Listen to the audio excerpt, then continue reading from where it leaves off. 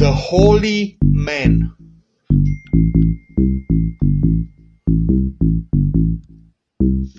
Exert yourself and cut off the stream of craving. Discard sense desires, O holy man.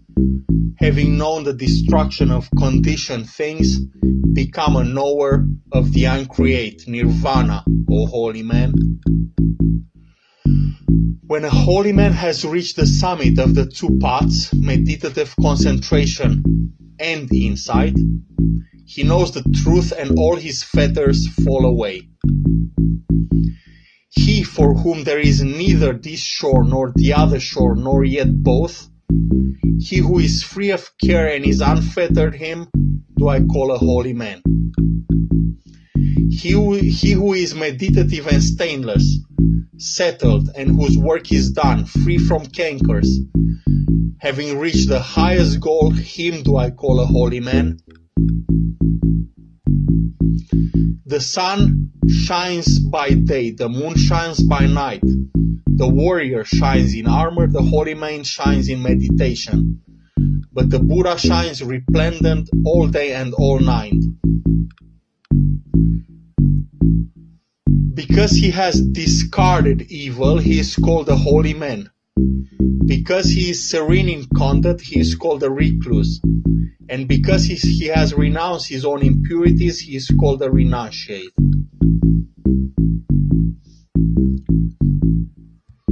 One should not strike a holy man, nor should a holy man, when struck, give way to anger. Shame on him who strikes a holy man, and more shame on him who gives way to anger. Nothing is better for a holy man than when he holds his mind back from what is endearing. To the extent that thoughts of harming wear away, to that extent does suffering subside.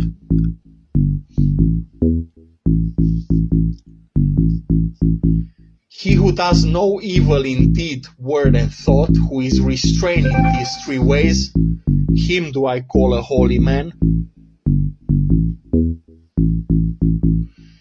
Just as a Brahmin priest reveres his sacrificial fire, even so should one devoutly revere the person from whom one has learned the Dharma taught by the Supreme Buddha. Not by matted hair, nor by lineage, nor by birth does one become a holy man, but he in whom truth and righteousness exist. He is pure, he is a holy man. What is the use of your matted hair, O witless man? What of your garment of antelope's hide? Within you is the tangle of passion, only outwardly do you cleanse yourself. The person who wears a robe made from rags, who is lean, with veins showing all over the body, and who meditates alone in the forest, him do I call a holy man. I do not call him a holy man because of his lineage or his high-born mother. If he has impeding attachment, he is just a supercilious man. But he who is free from impediments and clinging, him do I call a holy man. He who, having cut off all fetters, trembles no more, who has overcome all attachment and is emancipated, him do I call a holy man.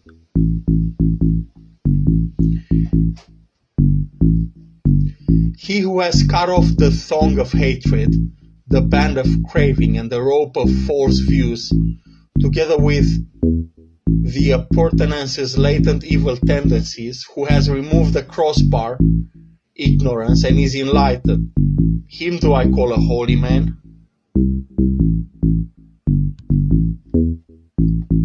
He who without resentment endures abuse, beating, and punishment, whose power, real mind, is patience, him do I call a holy man.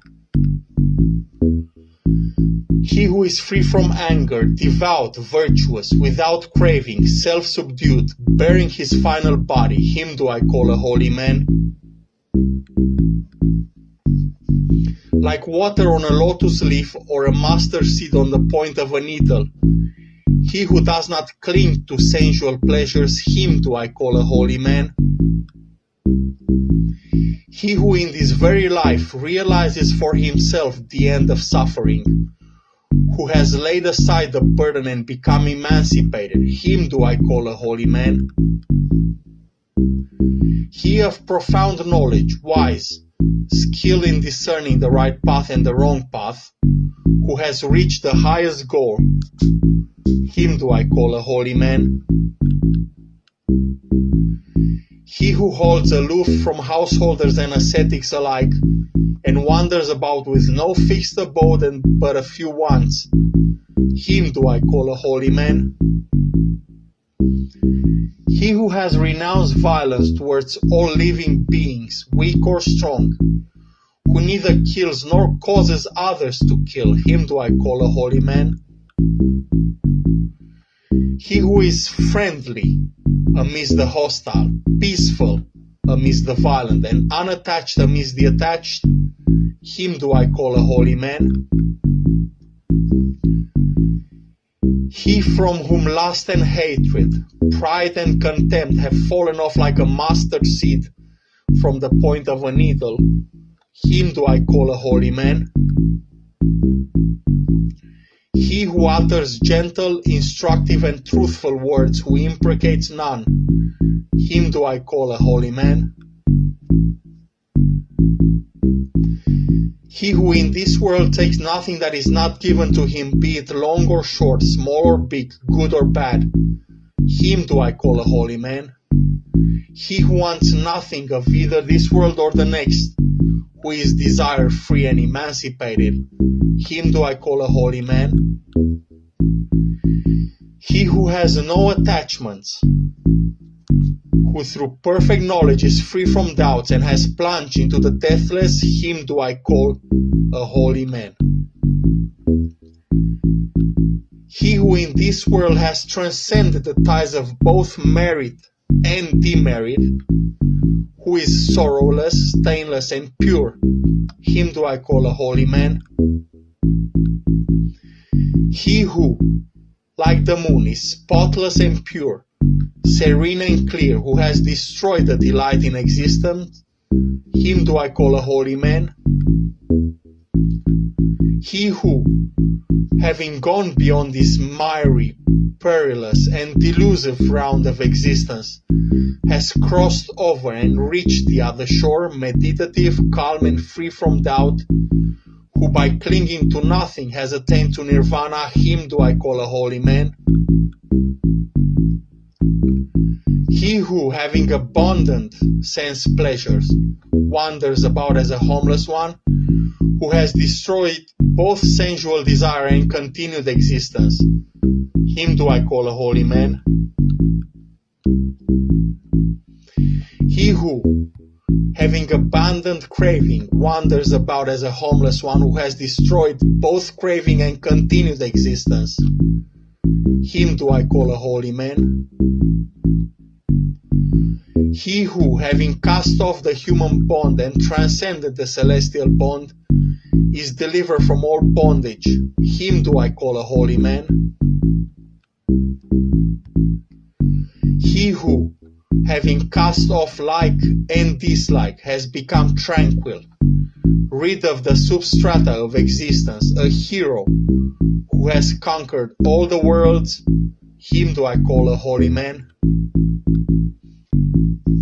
He who, in every way, knows the death and rebirth of beings, and is totally detached, blessed, and enlightened, him do I call a holy man.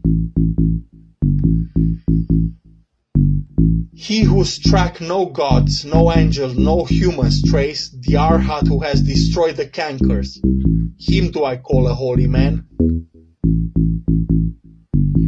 He who clings to nothing of the past, present and future, who has no attachment and holds on to nothing, him do I call the holy man.